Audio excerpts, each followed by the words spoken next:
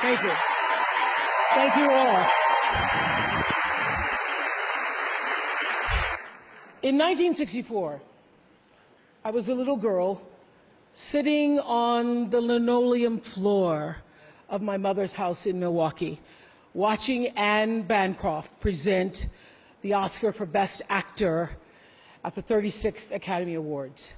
She opened the envelope and said 5 words that literally made history. The winner is Sidney Poitier. Up to the stage came the most elegant man I had ever seen. I remember his tie was white, and of course his skin was black, and I'd never seen a black man being celebrated like that. And I have tried many, many, many times to explain what a moment like that means to a little girl, a kid watching from the cheap seats as my mom came through the door, bone-tired from cleaning other people's houses. But all I can do is quote and say that the explanation in Sidney's performance in Lilies of the Field, amen, amen, amen, amen. In 1982, Sidney received the Cecil B. DeMille Award right here at the Golden Globes, and it is not lost on me that at this moment, there are some little girls watching as I become the first black woman to be given the same award.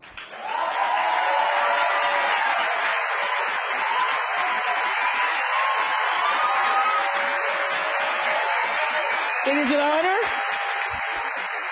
It is an honor, and it is a privilege to share the evening with all of them, and also with the incredible men and women who've inspired me, who've challenged me, who've sustained me, and made my journey to this stage possible. Dennis Swanson, who took a chance on me for AM Chicago.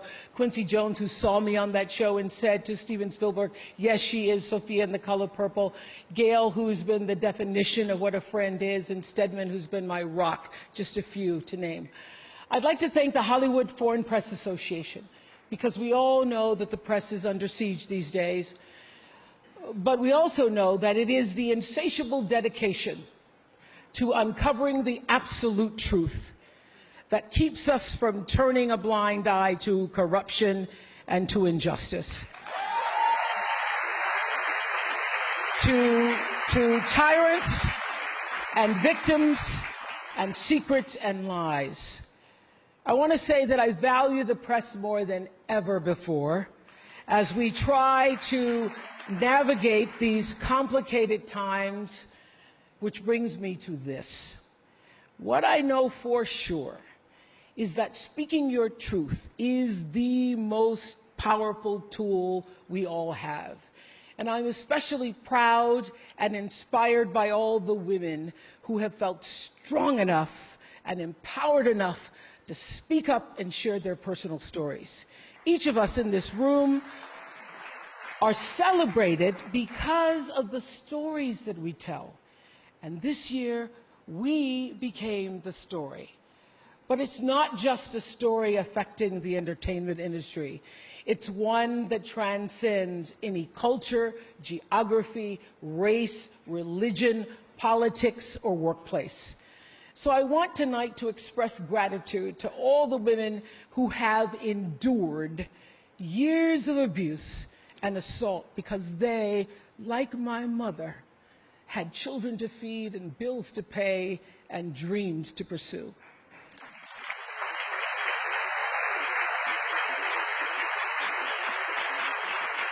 They're the women whose names we'll never know. They are domestic workers and farm workers.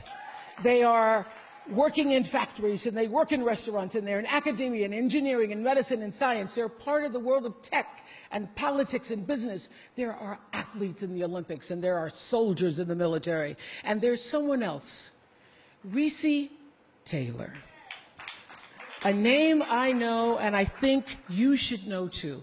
In 1944, Recy Taylor was a young wife and a mother. She was just walking home from a church service she'd attended in Abbeville, Alabama, when she was abducted by 6 armed white men, raped and left blindfolded by the side of the road, coming home from church. They threatened to kill her if she ever told anyone.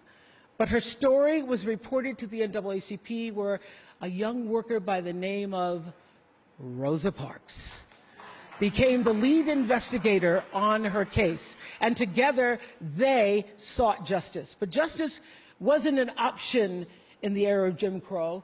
The men who tried to destroy her were never persecuted. Recy Taylor died 10 days ago, just shy of her 98th birthday. She lived, as we all have lived, too many years in a culture broken by brutally powerful men.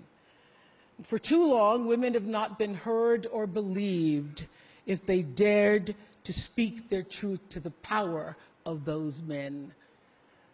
But their time is up.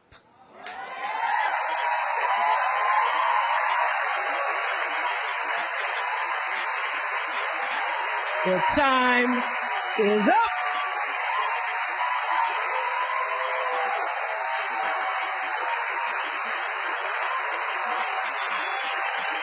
Their time is up.